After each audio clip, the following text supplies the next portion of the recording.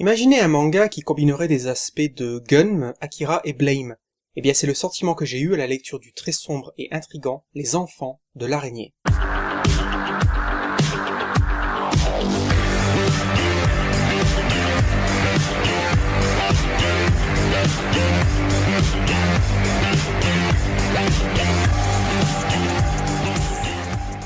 Avant toute chose, sachez que ce manga s'adresse à un public adulte au travers de ses thèmes, mais aussi car il affiche une violence graphique et psychologique marquée.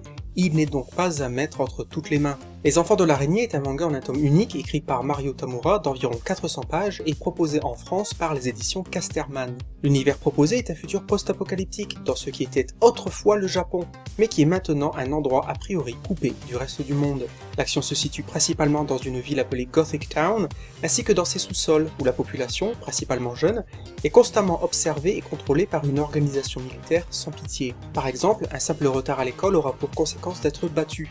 Encore plus effrayant, il existe une légende comme quoi il y aurait un puissant fond dans lequel les esprits les plus rebelles seraient jetés et personne n'en serait jamais revenu.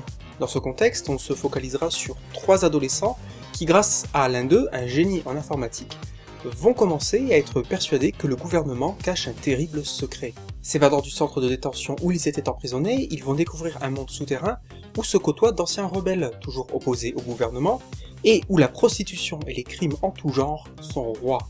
Nos 3 jeunes vont aller de rencontre en rencontre dans ce microcosme et vont lentement s'approcher d'une vérité glaçante et cauchemardesque concernant le monde où ils vivent.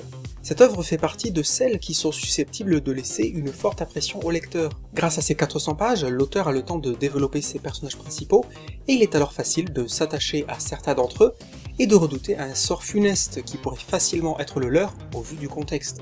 De plus, puisque même vont de surprise en surprise, en tant que lecteur, on se sent alors entraîné dans leur course-poursuite et on comprend leur motivation. Le manga propose un univers post-apocalyptique qui, comme dit en introduction, fera penser à des classiques du genre, Akira en tête. Pour autant, à aucun moment on a une impression de déjà-vu ou de plagiat. Bien loin de là. Les personnages, le monde, l'intrigue et ses enjeux, tout semble original et prenant. La manière dont l'auteur fait graduellement monter le suspense semble efficace et on a vite et véritablement envie de savoir ce que le gouvernement cache à la population. Il en va de même pour les sous-sols de la ville, puisqu'on apprend rapidement que quelque chose s'y cache, mais toute la question est quoi ? Graphiquement, le manga propose aussi une certaine originalité et une personnalité, puisqu'il joue beaucoup sur les forts contrastes entre le noir et le blanc. Cela offre une lecture très propre, et il est toujours facile de déchiffrer l'action et d'identifier clairement les personnages. Ceux-ci sont d'ailleurs également très travaillés, et pas 2 d'entre eux ne se ressemblent. En conclusion, si on devait résumer ce manga, on pourrait le qualifier de rythmé, prenant, intrigant, sombre, effrayant, voire glaçant.